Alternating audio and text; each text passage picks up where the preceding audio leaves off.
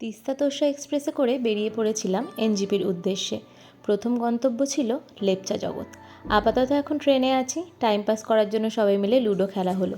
ছেলেকে বসানোর জন্য একটা খেলনা কিনে দেওয়া হয়েছিল। কিছুক্ষণ জিরোবার জন্য যে যা নিজের বাড়িতে চলে গেল, কিন্তু আমার ছেলে কিছুতেই ঘুমোতে চাইলো না। ওর নতুন কেনা সানগ্লাস কিনে সবাইকে শো অফ করতে বড্ড বেশি ব্যস্ত ছিল।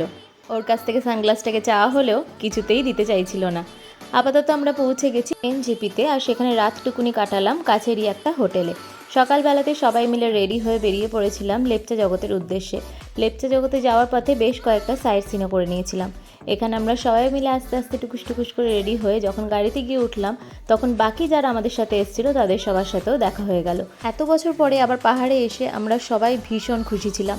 মাঝ রাস্তায় খিদে পাওয়াতে একটুখানি খেতে নেমেছিলাম।